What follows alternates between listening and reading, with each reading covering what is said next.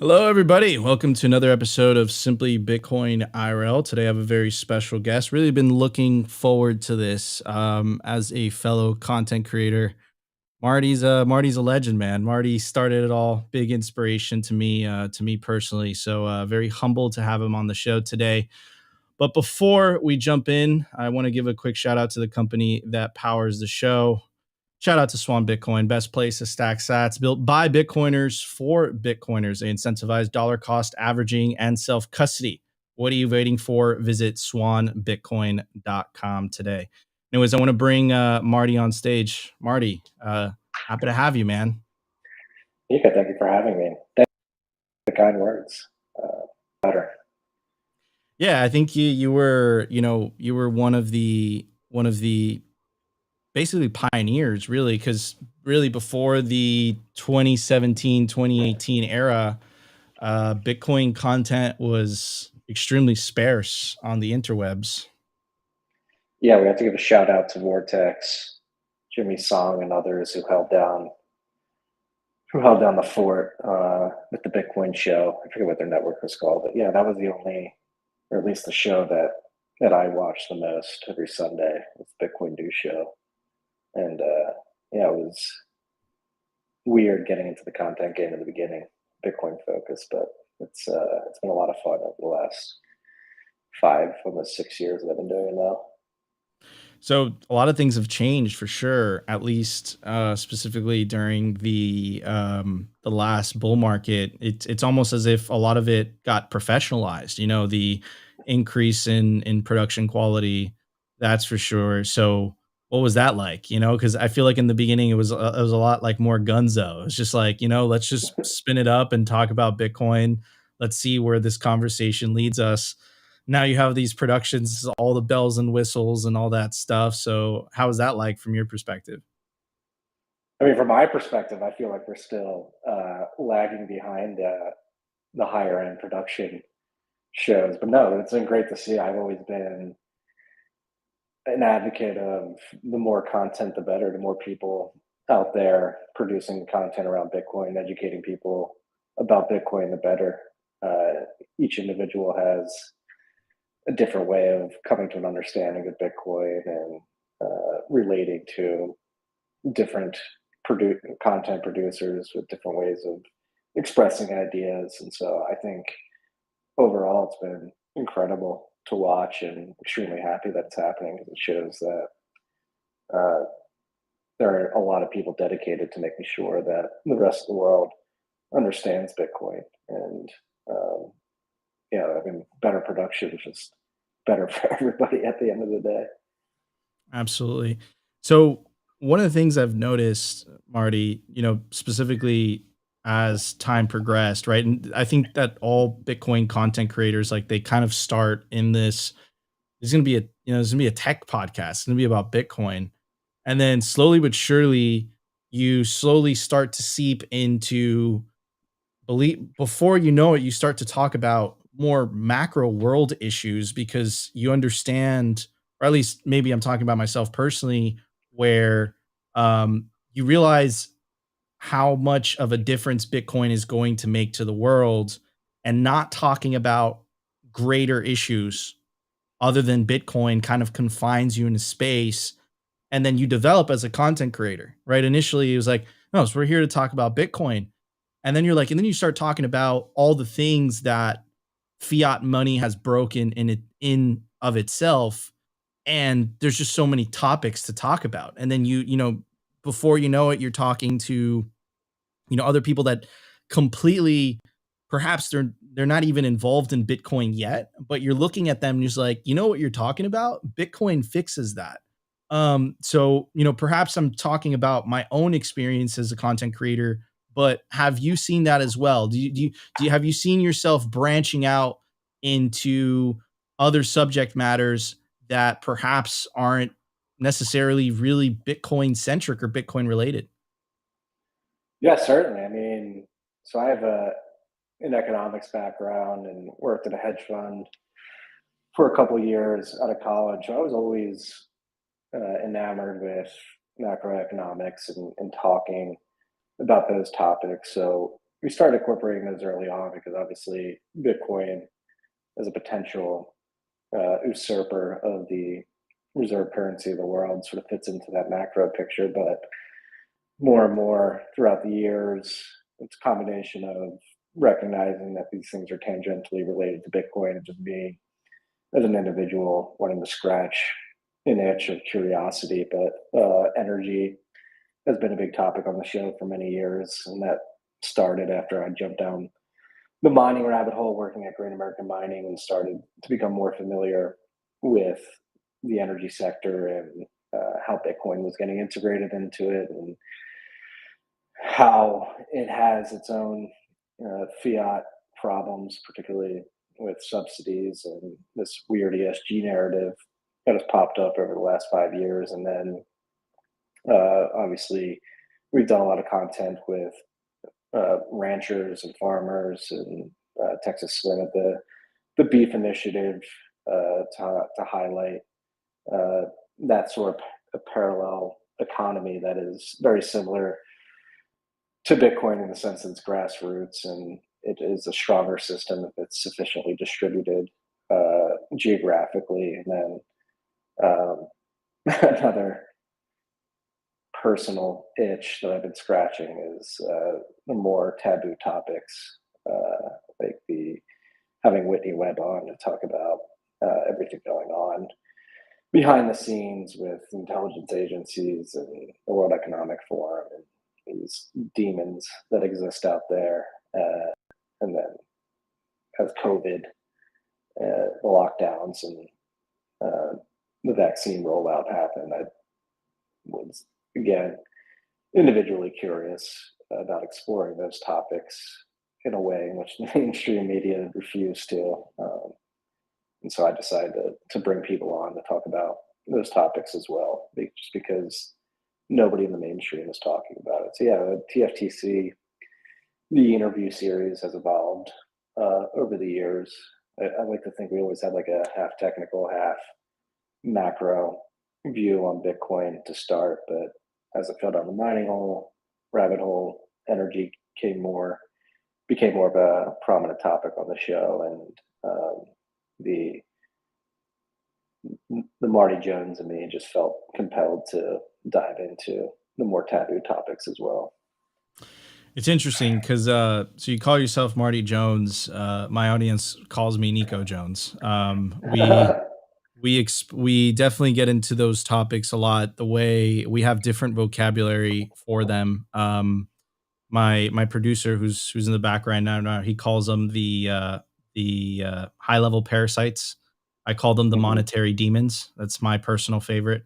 But yeah, I mean, how could you not cover those topics specifically? Because like the way that I view this, Marty, is like this really is kind of like a peaceful revolution, and you're looking at this, what the World Economic Forum really is. Like if you have the Bitcoin conference, the World Economic Forum is like the Contillionaire conference of, this party of all where all the central planners hang out and they try to, you know, central plan, to put it very, very gently and nicely. Um, how could you not talk about those topics? And then I think the importance of the rise of citizen journalism, where individuals like you and I, the internet has empowered us and has given us the ability to communicate directly to an audience, and also gives us the ability to circumvent the legacy gatekeepers of information, right? Or the traditional media companies that are supposed to be doing the job that just individuals have just been doing for them. And I think it's just because they've just been bought by special interests. How could you not talk about those topics? Because if not us, then who, right? If there is no one that's willing to at least provide a counter narrative to all the BS that they're spouting about El Salvador, and you mentioned the pandemic and all the things that YouTube doesn't like that we talk about.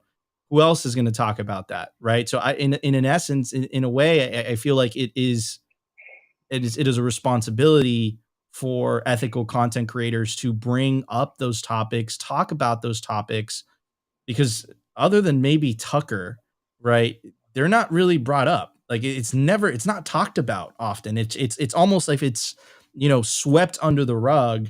And I don't know if you feel about this way, Marty, but a lot of things that have happened in the last 2 years, man, there are serious crimes against humanity, dude. Like there was a lot of evil. There was a lot of wrongdoing that has happened that I think that these people are just pretending and hoping that this just goes away. So yeah, I don't know what your take is on that. Yeah, no, I mean, I completely agree. I think it's ludicrous that we're not allowed to openly talk about this stuff without fear of retribution from YouTube specifically. Twitter's gotten better, but YouTube, I'm currently still in YouTube timeout from the last strike I got for talking about the vaccine and the adverse effects that it has caused many people. But yeah, in terms of like so the whole like citizen journalism thing, like I don't view myself as a citizen journalist. Like I've always, I mean, some people will say that, but when I approach like TFTC and the newsletter specifically, yeah, maybe Rabbit Hole Recap is a weekly news show where we try to like journal everything that went on. But when it comes to like the Bent and TFTC, I see it as more as like a cathartic release just to get the crazy thoughts in my mind on the paper and then out to the world. Not necessarily to, maybe there is a point of trying to educate people about this stuff, but more importantly to me, I view it as a way to like let other people know, like, you're not the only one thinking this stuff. Like, there are others like us out there. And then just because, again, I'm not a journalist, I'm not doing in depth research or actually going out and hitting the streets to like Whitney Webb is, for example. But I do have my thoughts and feelings about what's happening in the world. I do think there is a silent majority that feels the same way, and just for some reason or another doesn't feel comfortable expressing those feelings. So I view my platform as a way to let those people know, like, hey, you're not the only one that's thinking this way. Yeah, I mean, and that's really the beauty of it, right? Is that, I think individualists hate labels, right? That's Hmm. kind of the, because you want to perceive yourself as, whatever it is that, you prefer. But you can't deny, Marty, that you are covering things and maybe not because I don't have a journalistic background. I don't think, do you have a formal journalistic background either? Okay. Well, but we still, I think the internet has empowered us and has given us the ability to at least talk about it in an open, honest, or at least we perceive it that way. And I mean, you could make the argument that Joe Rogan is a podcaster. He's not a journalist, but is he providing more journalism than the corporate media institutions, right? So that's a deep rabbit hole. But I guess what I'm trying to say is maybe the old perception of what a journalist should be like. I think that heading into this new age, the information age, whatever you want to call it, I think it's really anybody with a camera and a microphone that's just willing to air out their thoughts.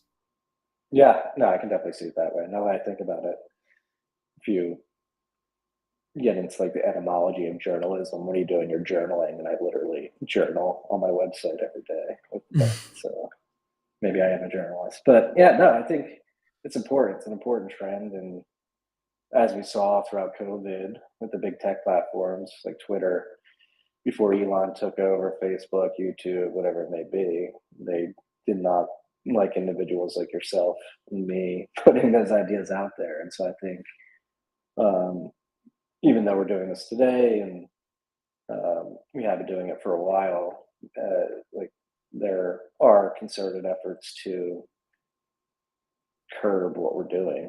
And so that's why at TTC we're trying to inoculate ourselves from that future attack by using more solvent software stacks like Ghost to BTC Pay Server to serve our content and then monetize it, which we're hoping to package up and get out there to other individuals like ourselves who are putting out this type of work in a world that seems to be getting increasingly censorious.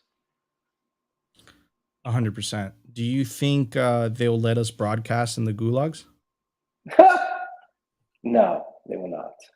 We'll have to we have to get armies of pigeons to sneak and sell them so that we can tweet and live stream to the world.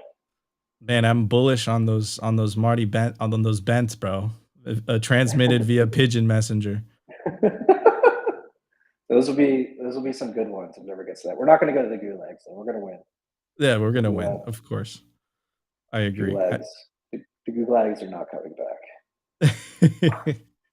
So one of the jokes that I make with Opti all the time is, and Marty, I'm a first generation American. Originally I came from my parents came, better said, and I grew up. I was very privileged enough to grow up in the States and Miami specifically. I came from Venezuela, and I saw what the outcome of this, to put it nicely and gently, of this collectivist mindset of where it, where that leads, and where I see the states heading is in that direction. The hope that I have is really Bitcoin, right? Bitcoin is where I'm like, okay, you know what? If we didn't have Bitcoin, we'd be screwed, right? Because this is just going to continue to, head down this direction. Um, but I think that the adoption of Bitcoin, I'm more bullish of it because it's game theory. I think it's going to be more embraced by individual states, and I think the federal government is really what is. I don't think they're going to react so kindly to it. That is, I don't think they have been. So, what are your thoughts on that? And I know that your home base is in Texas. What do you see on the Texas level, on the state level? How do you see them reacting to Bitcoin? Is it ever a possibility? I always say, I'm like, look, as soon as one state puts Bitcoin on its balance sheet, it is game over. It's done and dusted. Is that a possibility? How are Texas policymakers or regulators, or I hate using the word politicians, how are they seeing that? Is that something that you're involved in?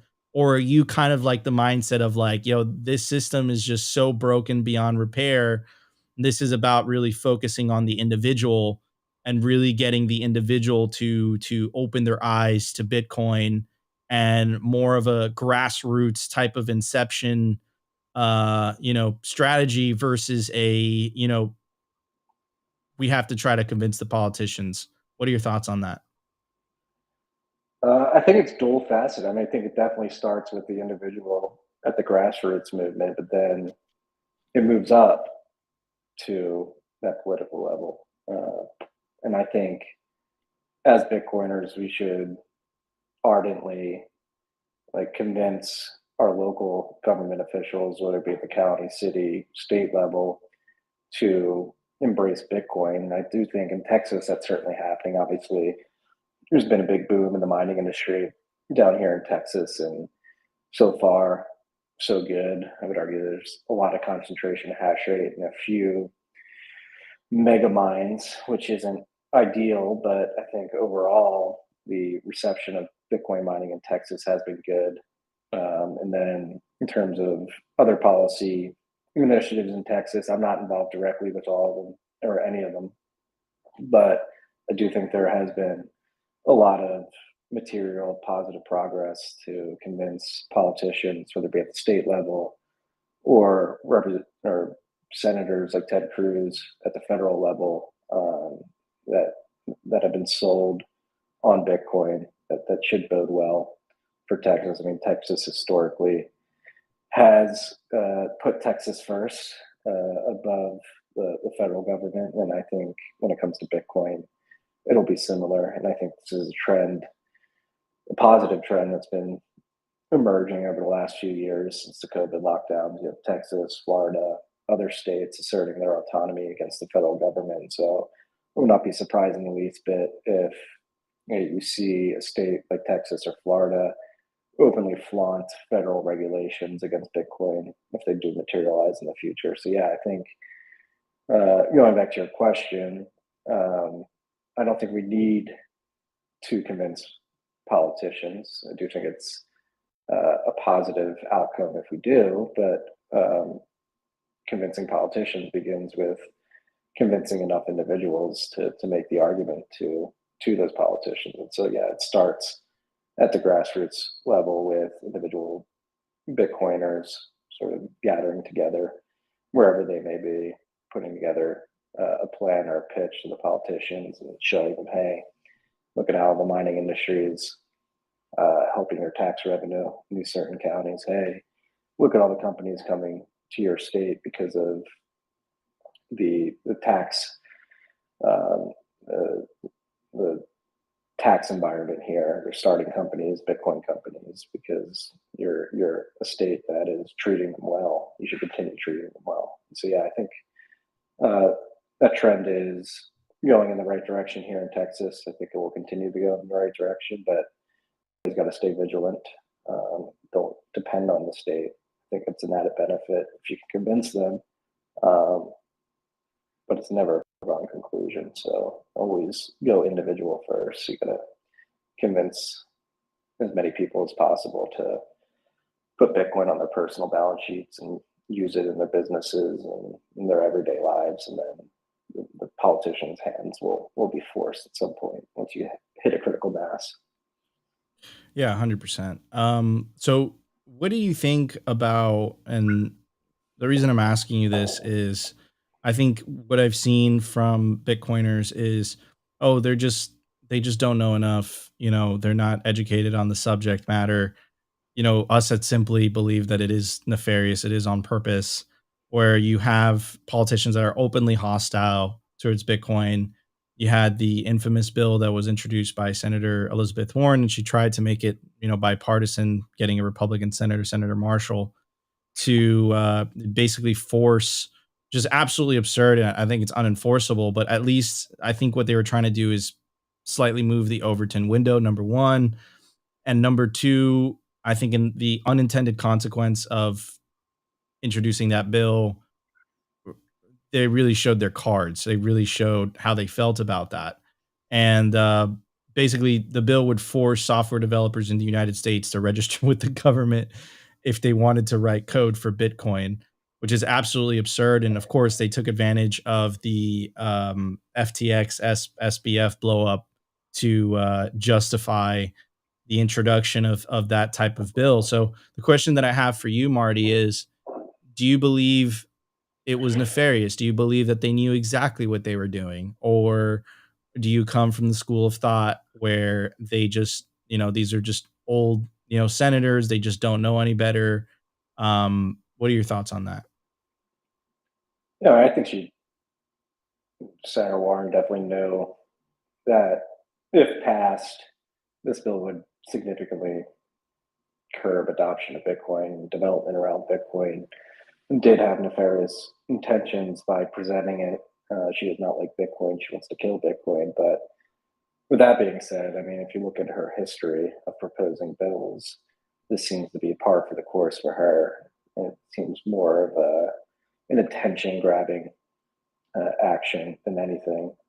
She has done this many times in the past with other bills not directly related to Bitcoin, but she likes to make a big splash in the news and draw up a bunch of fervor to get attention.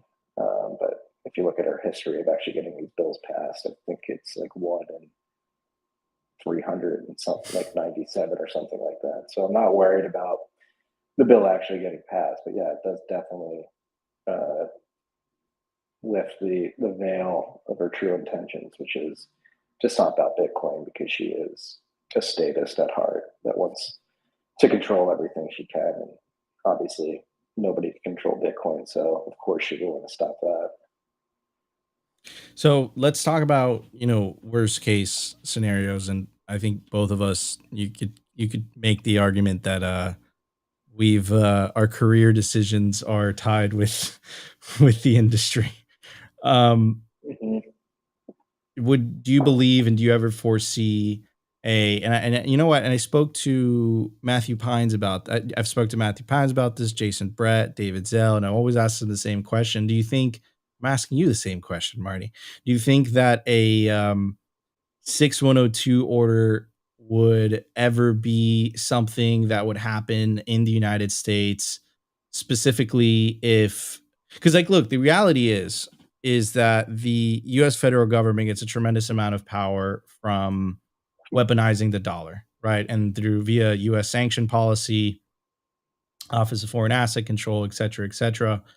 And Bitcoin, specifically, if it's widely adopted by countries that are open, or the U.S. government, better said, or considers hostile to the United States, it would be a way for them to circumvent that U.S. sanction policy in a very effective way. Do you think we would ever reach a point where the U.S. federal government would do something so radical as to, you know, outright ban the possession of Bitcoin by American citizens, like a 6102 order? Do you think that would ever be a possibility in the US? Certainly, I mean, I've done it before. Why wouldn't they do it again? But if they do, I mean, I've tweeted this out and talked about this a lot. Like, they're not getting my Bitcoin. I'm not going to stop using Bitcoin. I think there's tens of thousands, hundreds of thousands, potentially millions of other people who think the same way. This is when we need good old fashioned civil disobedience to come back. And hopefully, there are enough individuals who have Bitcoin that they actually control. They possess the private keys, and you can openly flaunt that you're sending Bitcoin back and forth to yourself, and there's nothing that they can do to stop it. And then on top of that, yes, they can certainly try, and it would not surprise me if they did try. But I think we live in a day and age, in a particular point in time, where the marginal return uh, on these tyrannical actions by the federal government is significantly being reduced. I think we are witnessing a epic collapse in confidence in the institutions, particularly the federal government and the alphabet soup agencies that sit below it. And so I think with the lockdowns, the vaccine rollout, the Twitter files exposing that the FBI was essentially controlling speech on the social media platforms. Look at energy policy, look at monetary policy, everything that's happening with inflation. I think it's becoming glaringly obvious. Obviously, you have the 10 to 20% of people who are pure status or just need authority to tell them what is true and what isn't, who are never going to be convinced. But I think the silent majority of people are pretty sufficiently pissed off that if push came to shove and the government tried to do this, they would just say "fuck you." This is a step too far. You've already fucked with the money in my bank account that you completely debased. Um, I'm not going to let you mess with this. And I'm hopeful.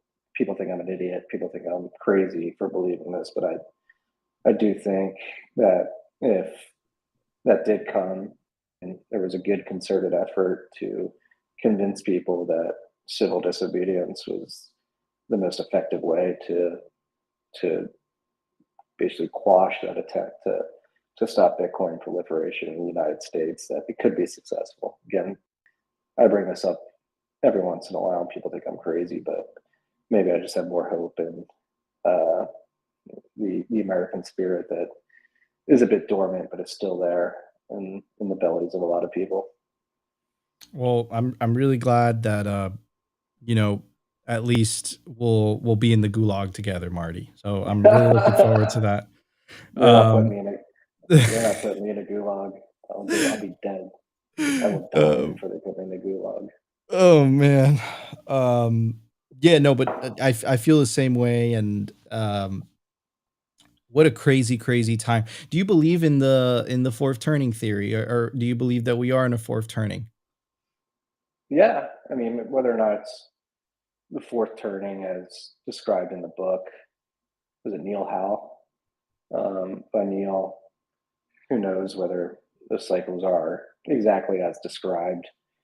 in his book, but I think it's undeniable to recognize that me and you, I mean, I'm a millennial, I was born in 91. We were born at this inflection point in human history with the dawn of the internet age, digital age, the information age, whatever you want to call it. And it's uh, forcing these changes on the world that humans have never dealt with, particularly the pace of change. And so, with that change, there's definitely going to be a power struggle as the incumbent system tries to hold on to the power structures that existed before the information age. And um, yeah, I definitely think we are living through this period of massive change, combination of technology, uh, demographics, generationally, messing up the money. It's like a perfect storm.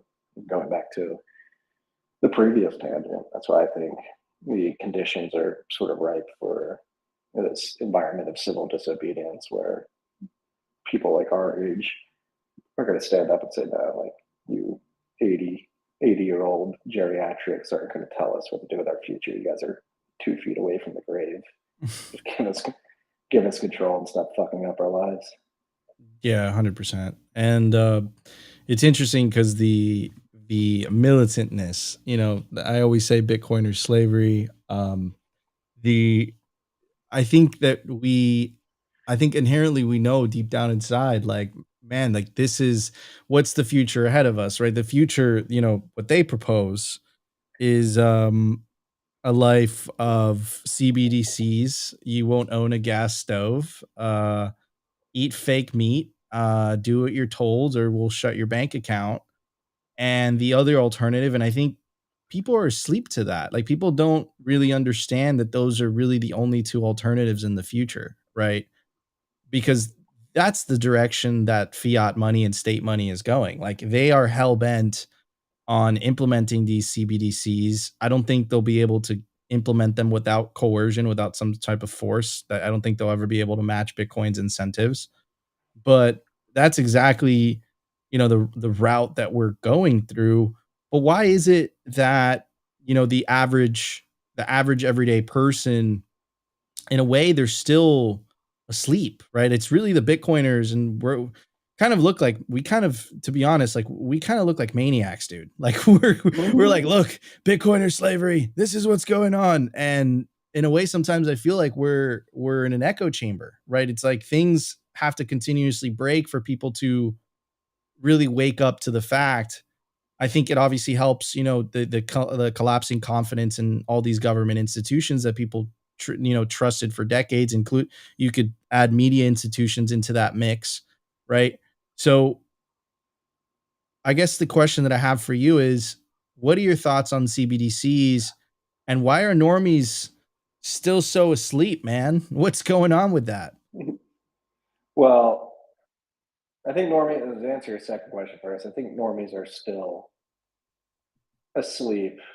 I think they're waking up, but they're still mostly asleep because their lives haven't been disrupted enough.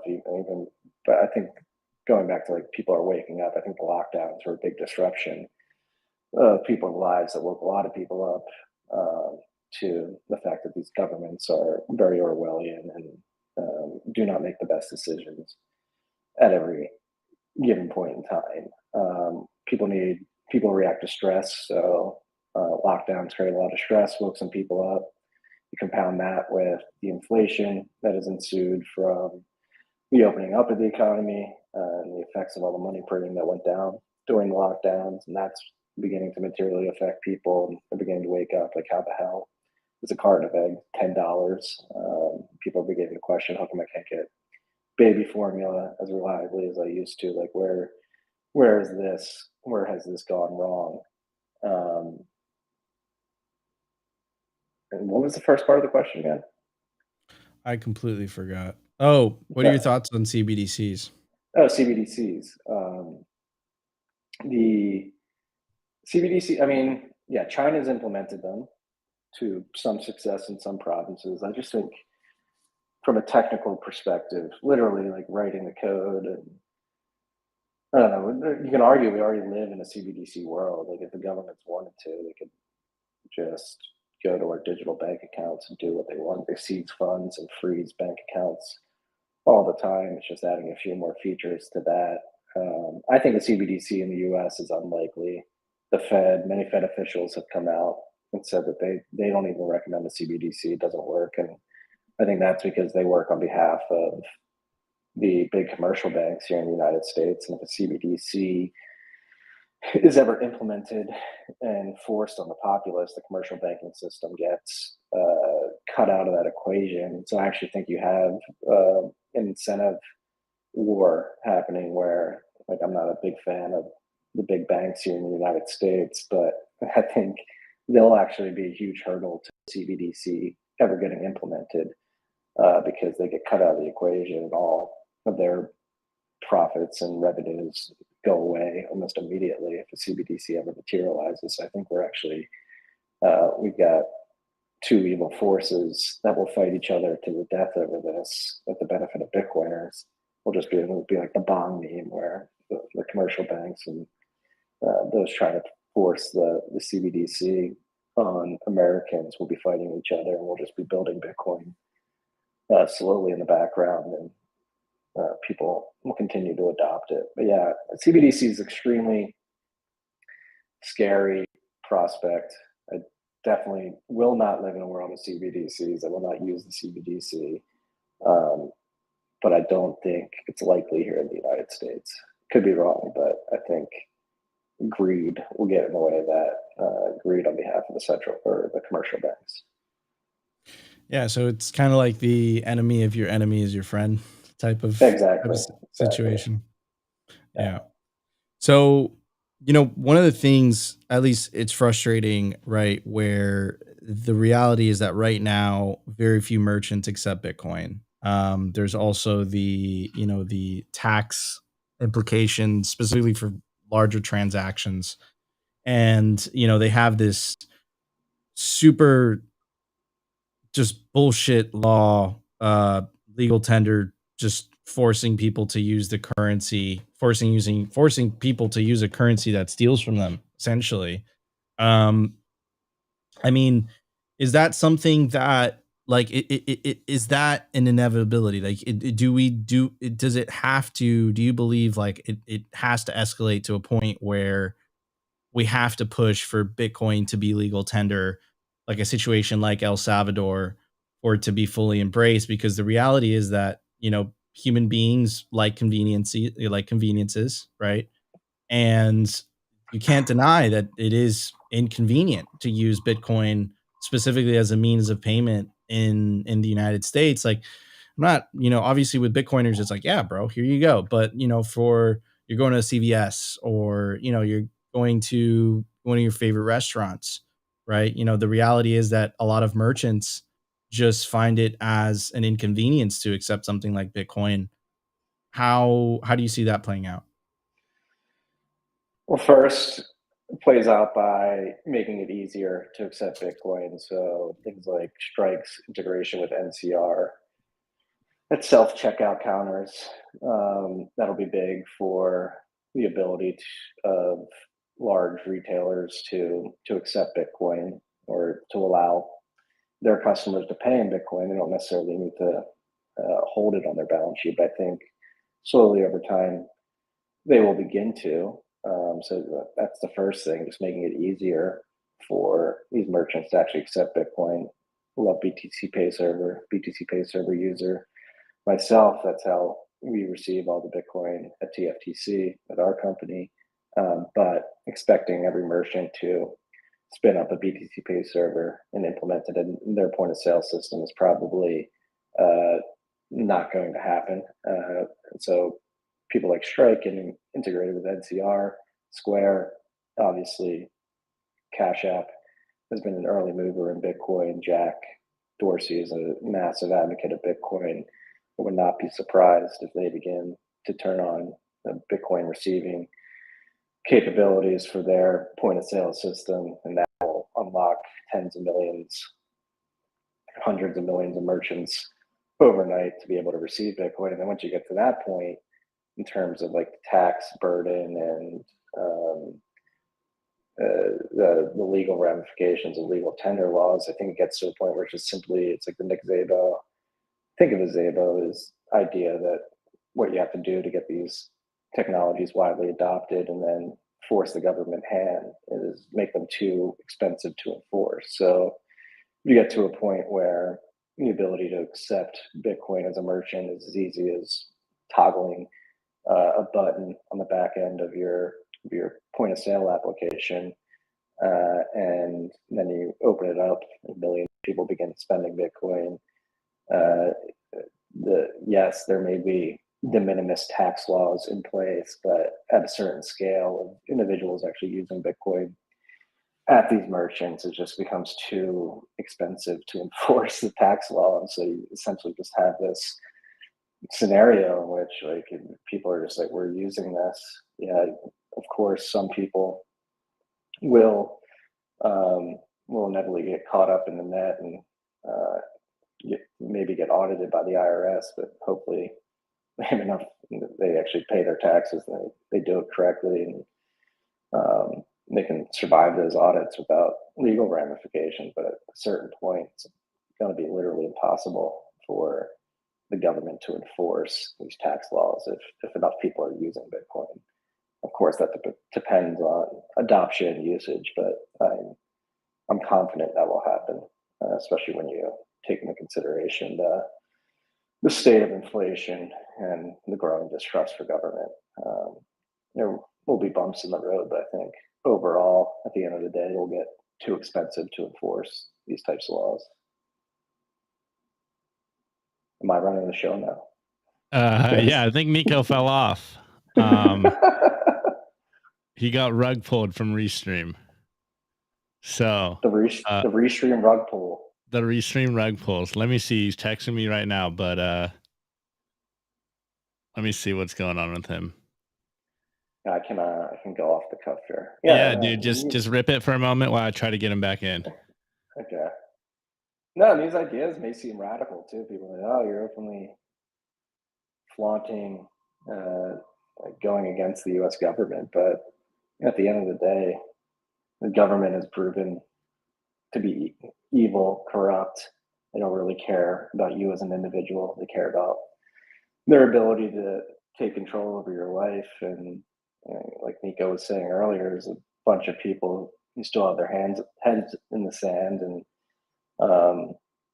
are willingly going along with the government. Again, I think that tide is changing, and I do think we need to get back to the revolutionary spirit that this country was founded on, and civilly disobey. That's the most important thing. Civilly disobey, peacefully disobey, by simply sending and receiving Bitcoin transactions. And so I do think we need to make civil disobedience a thing. People need to engender mentalities of not being afraid of their government. Government is supposed to work for you, it's supposed to represent you. And it's become abundantly clear to me, at least, that the government not only not representing us, it is actively harming us and making life materially worse off.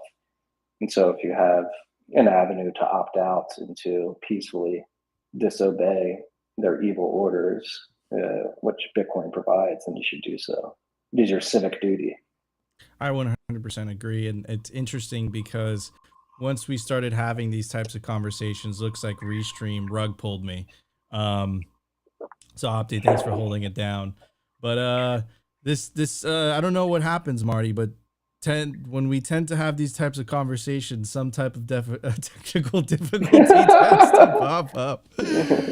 Oh man! But speaking of civil disobedience, that's the beauty of Bitcoin, though, right? Is that it's like the civil disobedience is just opting out. It's literally just taking your Bitcoin, put it into cold storage, living your life. And I love what you mentioned in the beginning about, I love Texas Slim. I've had him many times on the show, right? It's this idea of sovereignty. This, Jeff Booth calls it decentralization versus centralization. And I agree. I think we're I think learning, right, that the path forward is personal responsibility. It's like, I think we've gotten here because people have whether it's the, the outsourcing information, outsourcing food, outsourcing money, right? And I think that just, has Frankensteined into this monstrosity that, and the personification of it, like the example of it is the World Economic Forum, the Cantillionaire Conference, right? Barney, did you know that the World Economic Forum was founded in 1971? I did. Klaus, Henry Kissinger got together. So we need to we need to begin putting together a forum on world economics. But yeah, again, it's become like, especially this year. I mean, all the clips that came out, all the panels, like people are extremely hypocritical, and it's becoming glaringly obvious. Like shout out to the Rebel News guys who were asking actually hard questions to these world leaders and CEO of Pfizer, Larry Fink, as they were walking through Davos, and small like, examples like that where they're able to go there and ask people the questions that they should have been asked for many years now, but the lapdog corporate media just refuses or doesn't even think about asking, and it's like a death by 1,000 cuts every clip of them being unable to answer genuine questions that should be answered, and them getting up on stage and after flying private jets in to Switzerland and trying to what's the word I'm looking for? Trying to lecture the rest of the world on climate change and their energy consumption is just very obviously hypocritical, and more people are waking up to that. And I think these people are losing grip on the narrative, which comes first, and eventually they'll lose their grip on power. And that's the funny thing. At the end of the day, the power is perception. Like people only perceive that these people are powerful, but like you said, the power lies in the hands of the individual. At the end of the day, you have the power to download a Bitcoin wallet and to demand payment in Bitcoin. You have the power to get up off your ass and to shake your local rancher's hand and say, "Hey, I'm going to buy my beef from you," instead of going to the large grocery store. You have the power to say, "Hey, I'm going to use Nostra over Twitter." You have the power to basically say, "Fuck you," and like voice your opinion. Say, "I'm not doing this anymore. I'm mad as hell, and I'm simply not going to do this anymore." I have the power to opt in to these other ways of living my life, and I'm going to do that. And obviously, there is some personal responsibility on the individual at the end of the day, but I think more and more are taking that personal responsibility, recognizing that they need to do it and taking it into their own hands. 100%. Like but does it worry you? And I think you mentioned the percentage of people. You said around 20% of people. And my girlfriend, like, she's been with me, and she's a Bitcoiner just by proximity and just being close to me and whatever. And she has Bitcoin, she stores Bitcoin, whatever. But she's her mind's at another place, and I always love her opinion because it's a non-biased opinion. Me and you are in the trenches fighting the good fight. We put our heart and soul into what we do. And she said the most intuitive comment, and I think it was so true. She's like, "Nico, this is great. Sound money. This is amazing. I get it. This is great. Write down 24 words, theoretically store millions, billions, trillions."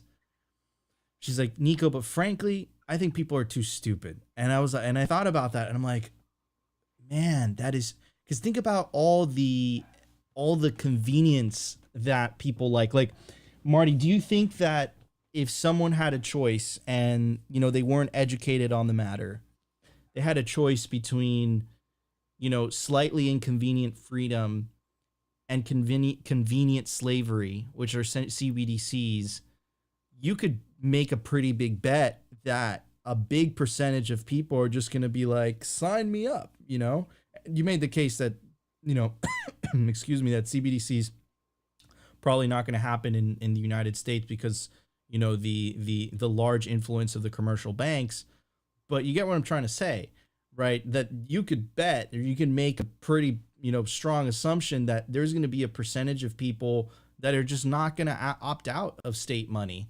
Do you come from the school of thought where it's like it doesn't matter? You know, Svetsky wrote that article where it's like we are the remnant. You know, the masses don't matter. Like, what are your thoughts on that? I like that article, and the idea of the remnant, but I think the CBDC world would be extremely more inconvenient, right? Like if Yeah. you eat too much meat one month and you go to the grocery store and you can't buy a steak because you've exhausted your carbon rations in the CBDC world, that's inconvenient. It's much like the hurdle to downloading a Bitcoin. That's another thing too.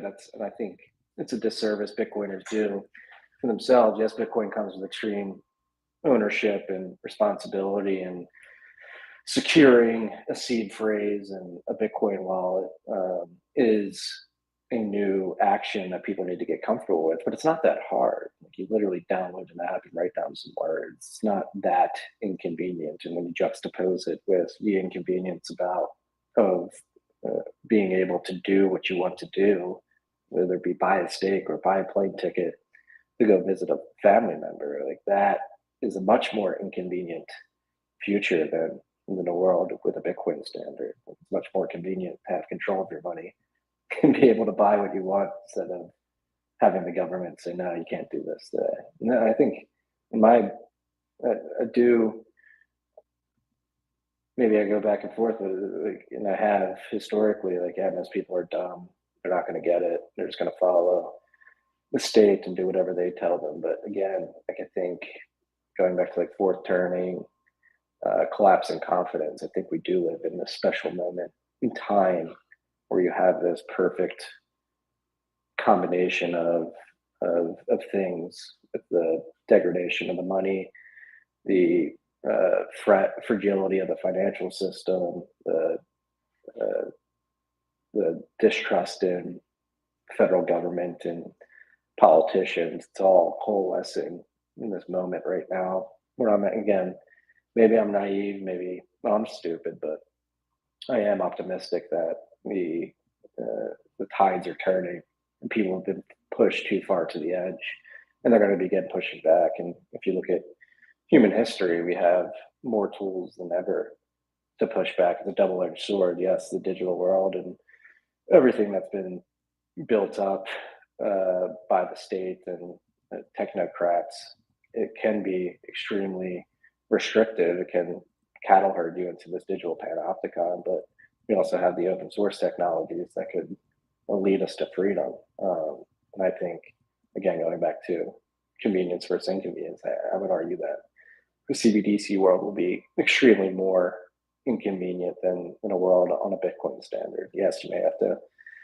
write down and secure some words, but I think given the option between that and not being able to buy a steak when you want to, I think people will figure out how to write down and secure those words. Interesting. So you make the argument that the vast majority of people, if pushed to a certain extreme, would like it's so ridiculous. Like if you think about it, like what is harder, opening a bank account nowadays or writing down 24 words, right? Like I would make the argument that opening a bank account is 100 times more difficult than writing down 24 words. I guess maybe I don't, you know, the matrix analogy fits best, right? It's so cliche bringing it up during a Bitcoin podcast, but you know, the scene where it's like Neo, after a certain age, we just don't wake people up because they've been, their minds can't handle that they've been in the matrix for so long. And I use that analogy to describe that, you know, specifically, like if I'm talking like about my parents, for example, right? Yeah, my mom been holding Bitcoin for as long as I have, you know, 2016, right? But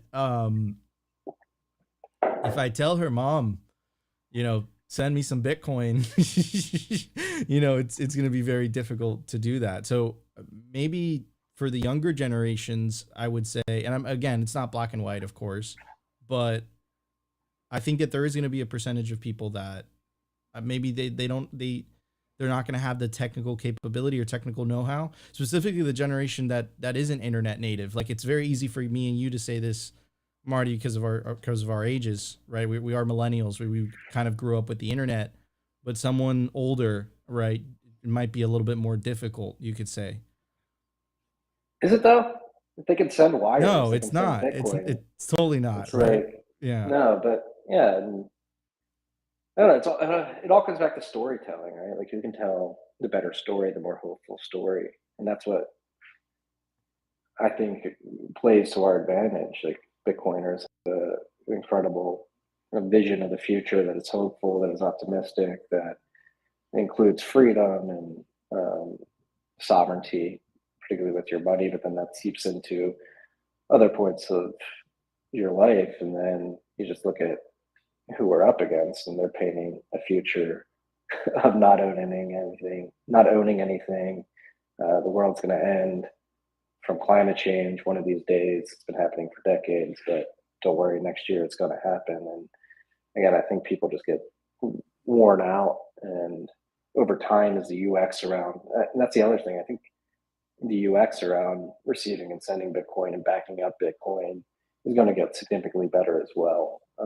So yes, it may be hard today to ask your mom, like, hey, send me 2 million sats, but I think, especially what I'm seeing right now from the 1031 perspective, there's an incredible amount of talent, engineering talent and design talent that is coming to build on Bitcoin that'll abstract a lot of the perceived complexities that are involved with sending and receiving Bitcoin. I agree. All right, Marty. Before we wrap it up, I think one last question, and really, I think a lot of people, not the people that have been advocating for, dollar cost average, of course, Odell's famous line, "Stay humble, stack sats," but I think a lot of people were anticipating, 100K Bitcoin last cycle. I come from the mining background. I come from the angle of, I think that the CCP banned Bitcoin mining right in the middle of the bull run. That inevitably led to the hash rate dropping. Of course, a lot of miners had to dump a lot of coin, to pay for the relocation of a lot of those miners. But we didn't hit 100K Bitcoin, right? I think we hit, what was the max? It was like 69 or something. What was your were you let down in that? Are we looking into a future where, Bitcoin isn't going to, of course, I don't believe that it's going up forever, Laura, but, what are your thoughts on that? Like, do you, is the party over, so to speak? No, no, I've been around since 2013. I bought the Pico top of that cycle around like $1,400 and watched it drop down to like $180 over the course of 2014, 2015. And that was a significantly worse bear market. I mean, I wasn't counting 100,000 out of the picture when we were in that last bull market, but it doesn't surprise me at all that it didn't get there.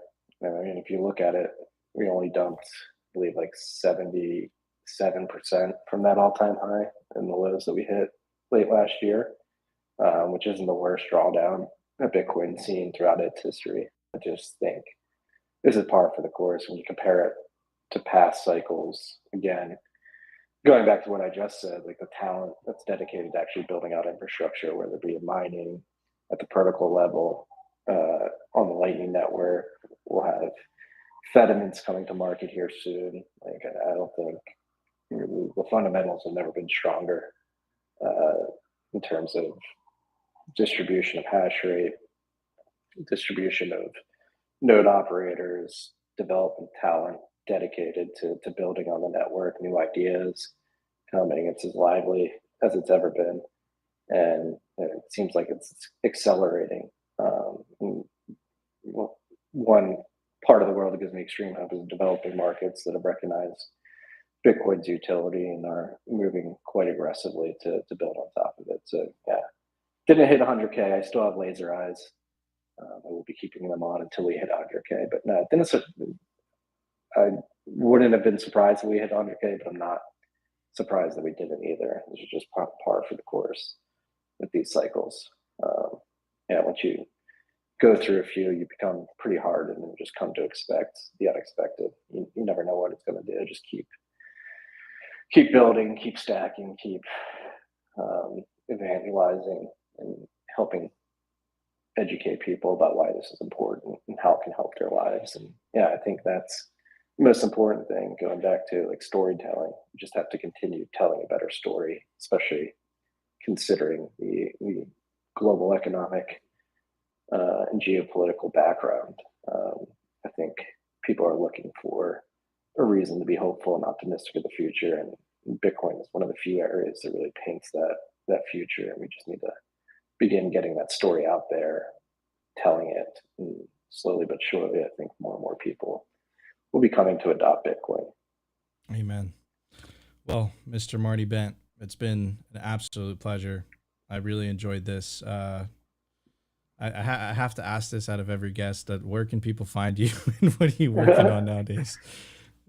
Yeah, at Marty Bent on Twitter. TFTC.io is where you can find the newsletter, the TFTC interview series. Obviously, I do Rabbit Hole Recap every Thursday, almost once a week with Matt Odell, which is a lot of fun. We've been doing that for 5 years, and then yeah, beyond that, I am co-founder of Standard Bitcoin, which is a mining company. A lot of our hash rate is in Tennessee. We're doing some cool things there to help stabilize the grid in rural areas. And then 1031, partner at 1031, we're a Bitcoin focused venture capital firm looking to support Bitcoin only companies and Bitcoiners who are building out the infrastructure and user experience that we talked about during this conversation. Beautiful. Thank you, Marty, for joining us. Appreciate it. Opti, please make me full screen since Restream booted me out of the producer seat. Guys, thank you so much for joining us on another episode of Simply Bitcoin Live. Shout out to Marty. This was really special to me, and I was really looking forward to this for a long time. Marty and Matt, big inspiration, really pioneers in the Bitcoin content creation field. When they started, there was really nothing there. So shout out to Marty for coming on. Thank you. We'll be back tomorrow, regular episode of Simply Bitcoin Live, 12:15 p.m. Eastern Standard Time. See you guys later. Opti, wrap it up, my friend.